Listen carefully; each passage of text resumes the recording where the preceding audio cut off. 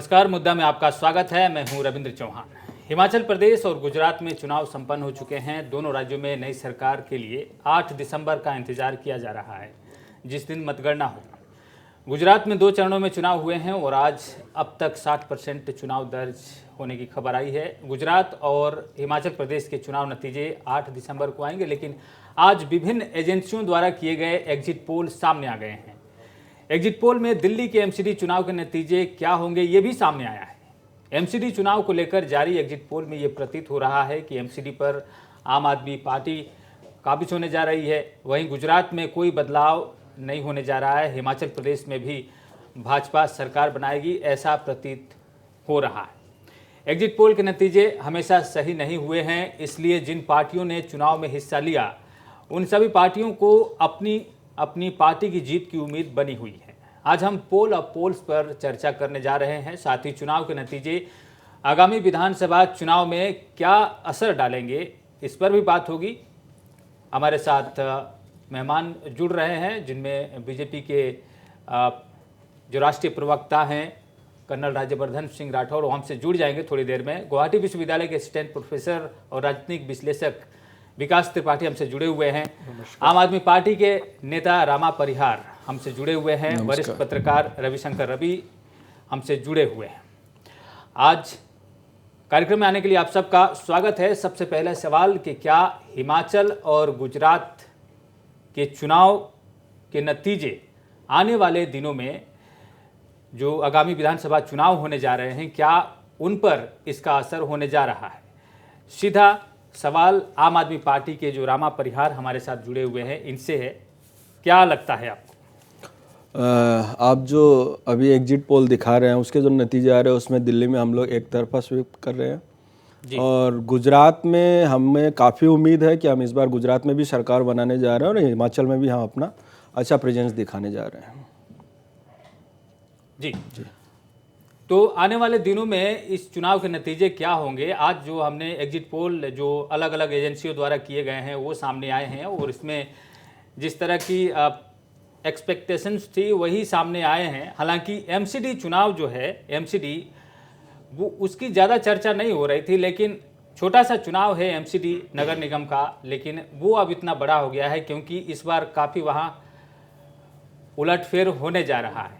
रविशंकर रवि जी, इस पर नज़र रहती है पूरे देश भर की। आम आदमी पार्टी को क्यों ये लाभ मिलता दिख रहा है एग्जिट पोल में? देखिए, एमसीडी चुनाव में चूँकि 2-3 चीज़ें हुई। एक तो यह कि पहले वहाँ पर 3 निगम थे जिनको मिलाकर एक कर दिया गया है और इसलिए वो बिल्कुल विधानसभा की तरह वो चुनाव हो गया है। और वहाँ पर मुख्य टक्कर जो साफ तौर से पहले दिख रहा था वो भाजपा और कांग्रेस के बीच था, आप के बीच में था। लेकिन ये शुरू से ही आपने पूरा काफ़ी जोर लगाया था इस चुनाव को लेकर और आपने जो उनका विधानसभा में जो उन्होंने जिस तरह का परफॉर्मेंस दिया है राज्य सरकार के रूप में और जिस तरह से उन्होंने सुविधाओं दी है, ये सच भी है, चाहे वो शिक्षा का क्षेत्र हो, चाहे वो चिकित्सा का क्षेत्र हो। और दूसरा, इस बार वो सफाई और मलबे, कचरे का ढेर, कचरे का पहाड़ एक बड़ा मुद्दा बना। हालांकि बाद में भाजपा ने भी उसको काउंटर करने की कोशिश की, लेकिन भाजपा का जो आरोप लगातार आपके नेताओं के करप्शन पर ज़्यादा केंद्रित रहा। अगर आप तमाम नेताओं के भाषण को देखें, वो एक मॉडल नहीं दे पा रहे थे। इसके ठीक विपरीत गुजरात में भाजपा ये दिखा रही थी कि हमने क्या करके दिखाया है और आने वाले दिनों में हम क्या करेंगे। वहाँ पर आपने एक शुरुआती दौर में बहुत अच्छी कोशिश की और एक लहर सा बना दिया और नेशनल मीडिया को देखकर तो यही लग रहा था कि आप बहुत अच्छी स्थिति में हैं। लेकिन जो लहर उठी, जो तूफान उठा, उसको आप वहाँ पर मेंटेन नहीं कर पाया। एक समय से पहले उन्होंने इस चीज़ को बहुत ज़्यादा उछाल दिया और ये लगा, लेकिन जो स्थिति होती है इसलिए कि उनके पास वहाँ पर मास बेस नहीं था। कांग्रेस वहाँ पर पहले से नहीं थी और कांग्रेस के बारे में ये कहा जाता था कि कुछ आंतरिक लहर सी चल रही है, लेकिन वैसा जिस ढंग से प्रधानमंत्री ने गुजरात के चुनाव को लिया और भाजपा के तमाम बड़े नेताओं को, तो वो नतीजा है। लेकिन सबसे दिलचस्प बात हिमाचल प्रदेश का है आपके जो नतीजे अभी तक एग्जिट पोल के आ रहे हैं उसमें ये साफ तौर से दिख रहा है कि वहाँ पर कांटे की टक्कर है। जी, हिमाचल प्रदेश और गुजरात के नतीजों पर आगे जो बातचीत होगी वो जारी रहेगी। विकास त्रिपाठी जी हमारे साथ हैं। ये कई चुनावों का इन्होंने विश्लेषण किया है और कई बार इनकी अपनी निजी जो एग्जिट पोल अगर कहा जाए तो वो सही साबित भी हुए हैं। इस बार अगर हम देखें, एमसीडी एक छोटा सा चुनाव है, लेकिन उस पर 15 सालों का जो सत्ता में रहने का बीजेपी का क्या वहाँ पर भी एक छोटे तौर पर एंटी इनकम्बेंसी फैक्टर रहा, या जो उन्होंने कूड़ा दिखा दिया, कचरा दिखा दिया आम आदमी पार्टी ने, वो उनके लिए फ़ायदेमंद साबित हुआ?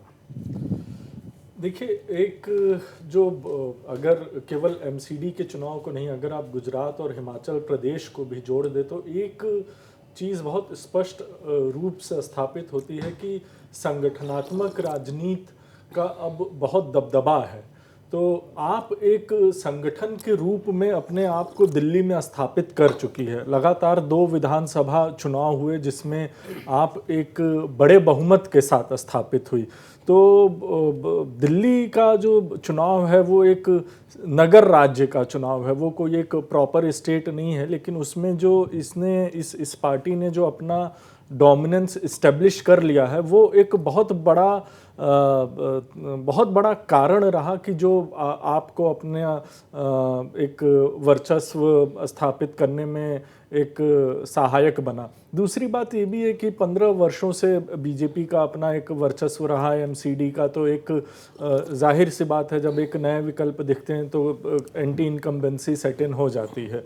लेकिन अगर आप गुजरात, हिमाचल प्रदेश और दिल्ली तीनों के चुनावों को अगर एक पर्सपेक्टिव में देखेंगे तो कहीं ना कहीं से हिमाचल प्रदेश के भी चुनाव में लग रहा था कि कांग्रेस और भाजपा में एक बड़ी टक्कर होने वाली है। लेकिन जो अभी पोल ऑफ पोल्स आ रहे हैं उसमें एक क्लियर लीड दिखाई दे रही है भाजपा की। केवल एक एग्जिट पोल ऐसा है इंडिया टुडे का जो दिखा रहा है कि कांग्रेस को एडवांटेज है, वो भी एक मार्जिनल एडवांटेज है। तो ये आखिर ऐसा क्या हुआ? जहाँ पे भी वही संगठन की बात, नेतृत्व की बात, नीतियों की बात। तो जो इस चुनाव में 2 चीज़ें बहुत स्पष्ट रूप से सामने आई। पहला कि जो संगठन का जो पूरा एक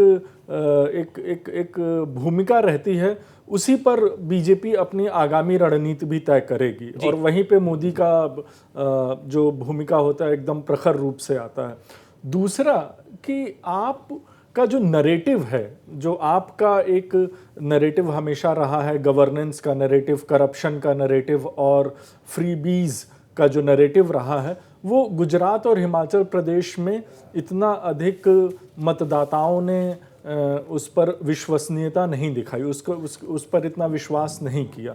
और तीसरा जो एक साफ तौर पर जो एक ट्रेंड देखने को मिला कि कांग्रेस दिल्ली में भी नीचे आई और गुजरात में रिकवर नहीं कर पाई। हिमाचल में लोकलाइज्ड इलेक्शन हुआ तो एक फाइट देने में कामयाब रही, लेकिन अभी परिणाम कल आएंगे तो शायद हिमाचल के संदर्भ में कुछ कहना तब ज़्यादा उचित होगा। लेकिन अब कांग्रेस के समक्ष बहुत बड़ी चुनौती आने वाली है अगर इस एग्जिट पोल को आप देखें तो। उसका सबसे बड़ा कारण ये है कि अब इस चुनाव के बाद कांग्रेस केवल 2 राज्यों में सरकार में रहती है, छत्तीसगढ़ और राजस्थान। इसके बाद कर्नाटक के चुनाव हैं, मध्य प्रदेश के चुनाव हैं, छत्तीसगढ़ के चुनाव हैं और राजस्थान के चुनाव हैं। अब इन चुनाव के नतीजों में यदि कांग्रेस को हल्का सा भी सेटबैक लगता है तो 2024 का जो परिणाम होगा वह पार्टी के लिए बहुत घातक हो सकता है। तो अभी भी कांग्रेस के समक्ष समय है, चुनौती बड़ी है, लेकिन यह जो परिणाम रहे हैं कांग्रेस पार्टी के लिए विशेष रूप से, अगर हिमाचल में वे सरकार बना लेते हैं तब तो एक उपलब्धि मानी जाएगी। यदि हिमाचल में सरकार कांग्रेस की नहीं बनती है तो यह मान लेना चाहिए कि कांग्रेस के समक्ष अब बहुत मजबूत चुनौती आकर खड़ी हो गई है। जी, अब आपने बहुत सारी बातें कही हैं और दोनों राज्यों के बारे में कही है, लेकिन उसमें आपने एक बातें कहा कि संगठनिक रूप से जो पार्टी मजबूत है उसी को लाभ हो रहा है और संगठन का फायदा मिलता है, और वही देखने को भी मिल रहा है, दिल्ली में भी देखने को मिल रहा है। लेकिन अगर हम दिल्ली के ही अगर बात करें तो वहाँ पर भारतीय जनता पार्टी ने कोई कसर नहीं छोड़ी थी और हर राज्य से प्रतिनिधि वहां चुनाव प्रचार के लिए एमसीडी में गए थे। फिलहाल हम बढ़ते हैं, हमारे साथ भाजपा के जुड़े हुए हैं प्रमोद स्वामी जी। प्रमोद स्वामी जी, आज के जो एग्जिट पोल में जो सामने आ रहे हैं नतीजे, उसे देखकर आपको क्या लगता है? देखिए, एग्जिट पोल का अपना एक आकलन होता है। मैं ये नहीं कहता कि एग्जिट पोल के नतीजे हमेशा सही होते हैं या गलत होते हैं, लेकिन चुनावी नतीजे जब तक निकल जाए तब तक हमें इंतजार करना चाहिए। और दूसरी बात, अभी मैंने त्रिपाठी जी को सुना, ये बात सही है कि आपको दिल्ली में आम आदमी पार्टी ने अपना एक संगठन बना लिया है, लेकिन उनकी जो पॉलिसीज जो है, विशेष करके शराब माफियाओं को का जो जो जो कमीशन था 2% से बढ़ा करके 12% कर दिया और दिल्ली की जनता को 144 करोड़ रुपए का उससे नुकसान हुआ और शराब माफियाओं को 144 करोड़ रुपए का फायदा हुआ। दूसरा, जो कौशल सरकार का, दिल्ली सरकार का जो कौशल विकास विभाग है, उसमें सिर्फ 2 लोगों को लोन दिया गया और 2021-22 में विज्ञापन पर 19.47 करोड़ रुपए जो है वो विज्ञापन खर्च। और ये बात जो दूसरी पार्टियां वो नहीं समझा पा रही है जनता को। हाँ, नहीं, मैं ये कह रहा हूं कि विज्ञापन के द्वारा ये लोगों को मिसगाइड करते हैं, लेकिन जितना ये प्रचार करते हैं धरातल पे उतना कार्य नहीं हुआ है। जनता तो जी और ठीक दूसरी है बात, प्रमोद जी, एक छोटा सा सवाल है प्रमोद जी, आपने ये शराब नीति के बारे में कहा, शराब नीति पर ये जनता के लिए साफ क्यों नहीं हो जाता है कि शराब नीति में कोई घोटाला हुआ है या कुछ हुआ है? आप 2% 5% अंदर जाकर दिखाते हैं जीएसटी का मामला और कुछ और, लेकिन लोगों को ये चीज़ समझ में नहीं आता है। जबकि आम आदमी पार्टी ने एक कैंपेन चला दिया और ये कहा कि चलिए देखते हैं एमसीडी पर काबिज दिल्ली जो भाजपा सरकार है उसकी कूड़ा कूड़ा का पहाड़ जो है, चलिए देखते हैं। और वो चीज़ जो है वो काफ़ी देर तक मीडिया में छाया रहा और इस पर भी बीजेपी की खिंचाई हुई, लेकिन आप उसका काउंटर नहीं कर पाए। नहीं, मैं बता रहा हूं कि जो शराब माफिया का जो कमीशन है वो 2% से 12% किया, ये हकीकत है। उससे शराब माफिया को 144 करोड़ का फायदा हुआ और दिल्ली की जनता को 144 करोड़ का नुकसान हुआ। लेकिन मैंने जो आपको कहा कि विज्ञापन पर पैसा खर्चा कर करके ये लोग प्रचार में ये लोग थोड़े से जरूर आगे रहे और उसका कहीं ना कहीं इनको फायदा हो सकता है, मैं उस बात से इनकार नहीं कर रहा। लेकिन मूल सवाल ये है कि लोगों के पास में जो विकास का ये ढोल पिट रहे हैं, क्या वो वास्तव में दिल्ली में वो विकास हुआ या नहीं हुआ? जी, ये मूल प्रश्न है और इसका उत्तर जो है जनादेश के द्वारा दिल्ली की जनता देगी। जी, रामा परिहार जी, आपकी दिल्ली में आपकी सरकार का प्रदर्शन अच्छा दिख रहा है, लेकिन आप दिल्ली से बाहर नहीं निकल पाते हैं। दिल्ली में आपने लोगों को लुभा रखा है, फ्री बीज कहा जाता है, वो फ्री में बहुत कुछ देना, बिजली पानी की सुविधा देना और कुछ देना, और वहाँ जनता आपको भर भर के वोट भी देती है। लेकिन जब दिल्ली से जब बाहर जाते हैं, हिमाचल प्रदेश के भी जो रुझान आए हैं, जो एग्जिट पोल में रुझान आए हैं, वो आप संतोषजनक नहीं है। जबकि हिमाचल प्रदेश में आप संगठन खड़ा करने के लिए पिछले 5-7 सालों से लगे हुए हैं। सबसे पहले तो मैं स्वामी जी के जो सवाल है उनके ऊपर जवाब देना चाहूँगा। जनता को आप यदि समझा पाते तो आपके इतने बुरे नतीजे नहीं हो निकल के आ रहे होते। सबसे बड़ी बात है कि जनता काम की राजनीति पसंद कर रही है। आज आपने जो नैरेटिव लोगों के बीच भ्रम फैलाने की कोशिश की है, वो जनता, दिल्ली की जनता कभी बर्दाश्त करने वाली नहीं है। 3 बार जनता ने आम आदमी पार्टी को, अरविंद केजरीवाल को अपना नेता चुना है और आपको अपने 15 साल के काम लोगों के सामने रखने चाहिए थे। आप एक भी काम नहीं गिना पाए, दिल्ली की जनता को एक भी काम नहीं बता पाए। उसी का नतीजा है कि आज आप इस तरह अपने आप को खड़ा महसूस कर रहे हैं। दिल्ली से बाहर आपका प्रदर्शन अच्छा, दिल्ली से बाहर हम पंजाब में 92 सीट लेकर के आ रहे हैं, आप इस चीज को भूल रहे हैं। और गुजरात में आपके एग्जिट पोल में तीसरी शक्ति बन करके आ रहे हैं। हिमाचल में भी हमें काफी अच्छी उम्मीदें हैं।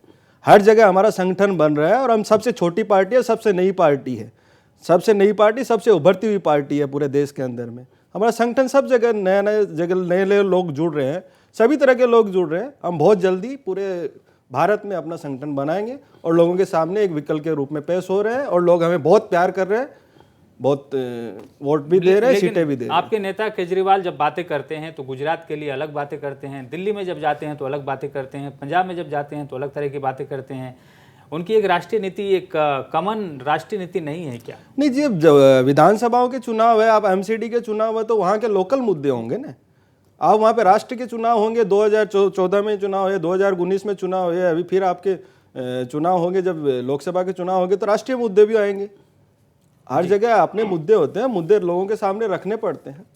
जी, भाजपा के लिए सबसे बड़ा सेटबैक एमसीडी का चुनाव है, क्योंकि भाजपा इतने दिनों से वहाँ पर कब्जा किए हुई थी और 2 बार अरविंद केजरीवाल के जीतने के बावजूद वहाँ पर निगम में भाजपा का शासन था।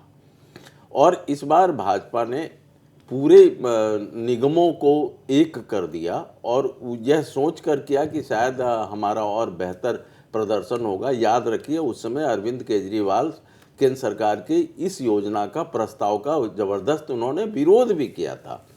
लेकिन ये सच है कि एमसीडी चुनाव में एमसीडी में भाजपा ने जिस ढंग से उनको काम करना चाहिए था, जो मौका मिला था काम करने का, आपके खिलाफ अरविंद केजरीवाल के सरकार के पैरेलल जो उनको दिखाना था, वो उसमें दिखाने से चूक गए और उनका पूरा जो फोकस था वो केजरीवाल सरकार के भ्रष्टाचार को लेकर था। और उन्होंने बहुत कोशिश की और उनके नेताओं ने, पूरे देश के कार्यकर्ताओं ने दिल्ली के वार्ड वार्ड में जाकर प्रचार किया, लेकिन वह प्रभाव बाहर के गए कार्यकर्ताओं को स्थानीय जो मिजाज है वो समझ में नहीं आता है। और उसका परिणाम एमसीडी के जो चुनाव के जो एग्जिट नतीजे आए हैं, और इसमें बहुत ज़्यादा अंतर नहीं आने वाला है। मुझे लगता है कि 2-4-5% इधर से उधर हो सकता है। जी, और प्रमोद स्वामी से हमारा सवाल ये रहेगा कि आपने अभी, अगर हम पिछले 15 दिनों और 1 महीने की बात करें, तो जिस तरह से वीडियो जारी किया है आपने, वहाँ के जो मंत्री हैं सत्येंद्र जैन, उनका बार बार वीडियो आपने जारी किया और इसका भी लाभ आपकी पार्टी को जो चुनाव पर है वो नहीं दिख रहा है। ऐसा क्यों हो रहा है? नहीं, देखिए, ऐसा है कि चुनाव में तो देखिए जनता जनादेश देती है और जनता हर पार्टी का रिपोर्ट कार्ड देख करके, नीति, नेतृत्व और नीयत, इनको देख करके जनता अपना जनादेश देती है। और अभी एमसीडी चुनाव के नतीजे आए नहीं है, तो उसके पहले कुछ भी कहना थोड़ा जल्दबाजी होगा। मैं अभी भी आशावादी हूं कि दिल्ली एमसीडी चुनाव में भारतीय जनता पार्टी को बहुमत मिलेगा। लेकिन चुनाव जीतने के लिए सिर्फ कुछ मुद्दे ही नहीं होते, वो पूरा एक पैकेज होता है और उसमें नीति, नीयत, नेतृत्व और संगठन, ये सारी चीजों को देख के हम जनता के पास में जाते हैं और जनता रिपोर्ट कार्ड के आधार पर, कार्यों के आधार पर अपना निर्णय लेती है। हम भी गए, आम आदमी पार्टी भी अपनी बातों को लेकर के जनता के पास में गई है और अब मतदान हो चुका है, इसलिए हम तू मैं में नहीं जाकर के अगर एक बहस करें तो वो बेहतर होगा मेरे ख्याल से। क्योंकि अगर चुनाव के पहले वाले स्टाइल में अगर आप रखते हैं तो वो एक अलग बात होती है, उसमें आपको इन्फ्लुएंस करना पड़ता है। चूंकि वोट वहां हो चुके हैं और जनादेश अब जनता के हाथ में, उसको बदल नहीं सकते। निश्चित रूप से भारतीय जनता पार्टी चुनाव के नतीजे आने के चाहे जीते चाहे हारे, उसके ऊपर में निश्चित रूप से समीक्षा करेगी। उस समीक्षा के बाद में ही हम इसके में ज्यादा मंतव्य मैं रख दूंगा। जी, अब ये देख रहे हैं टीवी स्क्रीन पर जो रिफ्लेक्ट हो रहा है डेटा, जो अलग अलग राज्यों की, गुजरात की आप देख रहे हैं।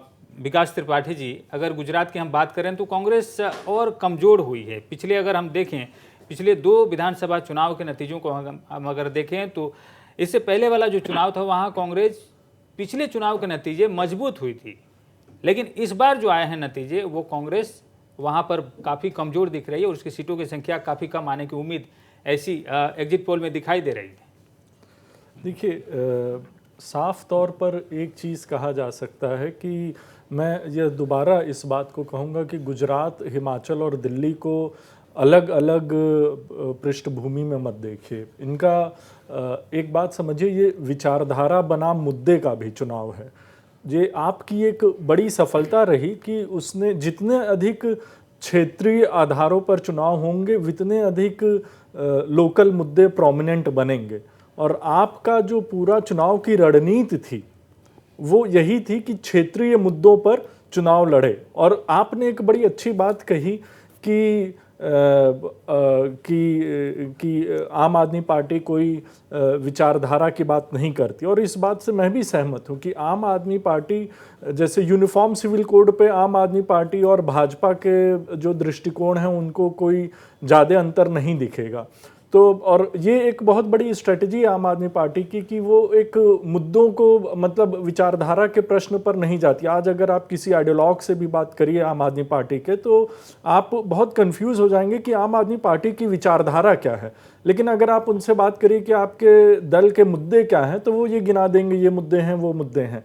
यहीं पे बीजेपी की सफलता का यही कारण भी बना कि गुजरात में कहीं ना कहीं बीजेपी ने विचारधारा जो उसकी अपनी विचारधारा की राजनीति है उसको बहुत हाइप किया और उससे मतदाता आकर्षित हुआ। एक ऐसा राज्य है जहां पर 27 सालों से संगठन है, नीति है, नेतृत्व है, तो जाहिर सी बात है उसको एडवांटेज मिला।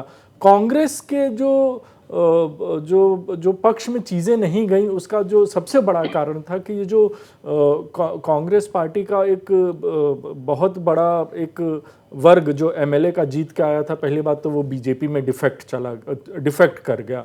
दूसरी बात, जो कांग्रेस ने जो अपना जनाधार गुजरात में बनाया था वो सामाजिक आंदोलन पर बनाया था। जो पटेल आंदोलन जिसमें वो पूरे आंदोलन कहीं ना कहीं से ध्वस्त हो गए क्योंकि उसके बड़े जो नेतृत्व थे वो भाजपा में खुद ही शामिल हो गए। हार्दिक पटेल के बारे में। हाँ, हार्दिक पटेल आप ले लीजिए। तो कोई भी अगर परिवर्तन की राजनीति होती है तो उसका आधार कहीं ना कहीं से एक आंदोलन बनता है, जिसमें कि 2017 में कांग्रेस कुछ हद तक सफल हो पाई थी। आम आदमी पार्टी की सफलता इस चुनाव में यही रही कि एमसीडी के भी चुनाव लड़ी, गुजरात के भी चुनाव लड़ी, हिमाचल प्रदेश के भी चुनाव लड़ी, और उसका मेरे ख्याल से लक्ष्य बड़ा स्पष्ट था कि उसको एक राष्ट्रीय पार्टी के रूप में उभरना है, और उस लक्ष्य को वो प्राप्त करते हुए दिख रही है। एमसीडी में जो भाजपा के हार के कारण है, वो जो आपने भी एक बात कही वो स्पष्ट रूप से वही है कि भाजपा ने एमसीडी का जो चुनाव है उसको विचारधारा का चुनाव बना दिया। कहीं ना कहीं से राष्ट्रीय मुद्दे, कहीं ना कहीं से राष्ट्रीय नेतृत्व, तो जो और अरविंद केजरीवाल ने मुद्दों की राजनीति की, और इसी के चलते कहीं ना कहीं मतदाता का जो रुझान रहा, जो मतलब कि आंकड़े सामने आ रहे हैं उससे यही स्थापित हो रहा है कि जो मतदाता का रुझान रहा वो दिल्ली में अस्थाई मुद्दों पर ज्यादा केंद्रित रहा। लेकिन ऐसा गुजरात और हिमाचल में होता नहीं दिखा, क्योंकि गुजरात और हिमाचल दोनों ही जगह आम आदमी पार्टी का प्रदर्शन कोई खास नहीं रहा। जी, प्रमोद स्वामी जी आप बोलिएगा, और रविशंकर रवि जी हैं, ये भी आप बोलेंगे गुजरात चुनाव पर। हम थोड़ी लंबा ही चर्चा करने जा रहे हैं। एक बात मैं ऐड कर देता हूं। जी नहीं, आप अभी ब्रेक ले लेते हैं, ब्रेक के बाद गुजरात पर बात करते रहेंगे सर।